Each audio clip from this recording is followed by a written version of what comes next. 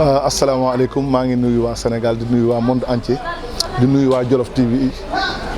di leen wax ne ni ko artistes yi dundee rek laa ko dundee parce que comédien soo li ñu naan imam soo ko fekkee ci minbar doo ko laaj lu mu cay def kon nag artiste soo ko fekkee ci festival doo ko laaj lu mu cay def wax dëgg yàlla loolu laay dundee rek théâtre ni ma koy dundee. waaw ñoom ñu jël thème festival tuddee ko bu crise amee. est-ce que théâtre dina mën a développer est-ce que théâtre dina mën a am solution ci crise bi. waaw ça dépend ci artiste ba koy interpréter ni muy interpréter pour développer crise bi mais artiste léeg-léeg day tourner def ba pare indiwaat crise waaw te day am artiste mën na loolu waaw. artiste mën na loolu. lan nga ñuy wax tant que boo xam ne yàgg na ci aar ndaw ñuy doog a dugg ci aar xam ne dañuy bëgg ñëw tey rek bëgg nekk ci kaw. waaw ñun ba ñuy dugg ay ndaw la ñu woon tey su ngeen demee ba ñeme ne ñun ne xaw nañoo am dara kon dañ leen di wax ngeen mel ni ñun man boog noonu laa ko mën a wax fekkee am ngeen yaakaar ne man artiste laa boo xam ne bii am ngeen ci man yaakaar tuuti kon da ngeen di mel ne man di jëlale jéggale te gëm ne ay artiste comédien ngeen mais du ngeen ay kulun artiste comédien instant bi muy nekk artiste comédien mooy instant bi ko théâtre soxlaa boobu la nekk artiste comédien mais instant bi nga xam ne bi artiste bi dañuy romb nit di def yëfu kulun ñu naan ko mën nga nekk artiste loolu fekk dañul ci artiste loolu doo artiste. waaw léegi foofu loolu tant que dañu ci artiste di doon artiste. loolu bari na ci réew mi surtout TikTok bi. bari na léegi ci réew mi da nga naan kii rek ñun la artiste nga wala dama nga nekk artiste. waaw parce que TikTok bi day feeñal artistes yi TikTok bi mi ngi feeñal artistes yi parce que mën nga ko nekk def parce que dafa am loo xam ne artiste benn affaire bu nelaw ci biir nit ki la dañ koy yee parce que am na koo xam ne su ñëwee da koy ñëw def ko ne ko commencé def benn affaire ma ne ko man Moussa Diallo comme ma ne metteur en scène la mais kii baax na kii ku ko formé mu dem nga jël ko defar ko mu ñëw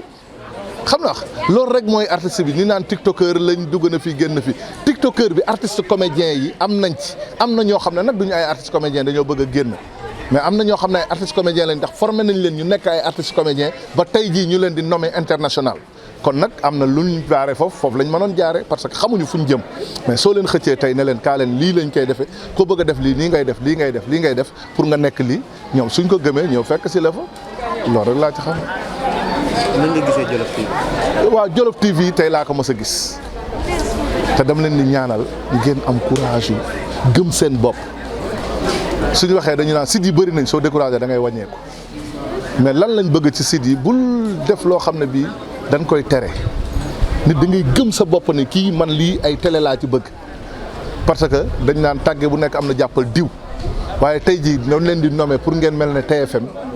wala ngeen mel ne 2S wala ngeen mel ne site yu mag yi fi nekk parce que am na ay site tey jii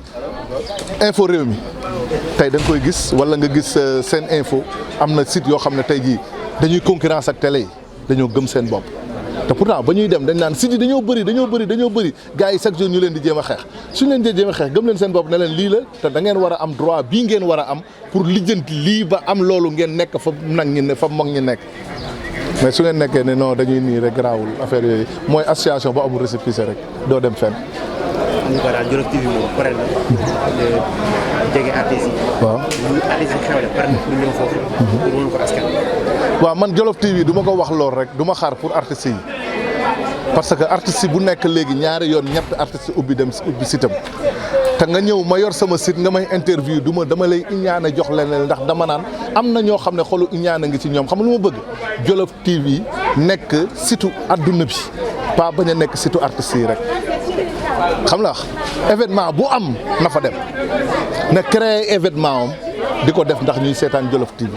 dégg nga te incha allah naa leen may ay capsule heure bu ngeen pare ma may leen loolu gratuite ndax ñuy seetaan Jolof TV waxuma pour ñu seetaan ma de ñuy seetaan Jolof TV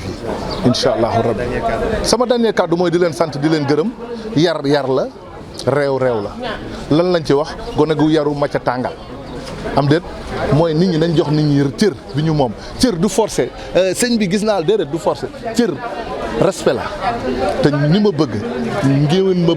ñi ma bëgg man dama leen di ñaan ñu baal ma àq ndax xam naa ne dama leen di tooñ te dama leen di baalu adduna bi li fi nekk daa bëriwul mooy lan tey la démb la tey suba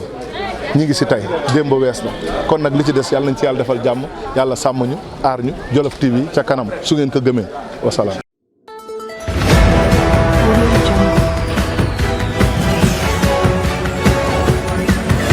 Audio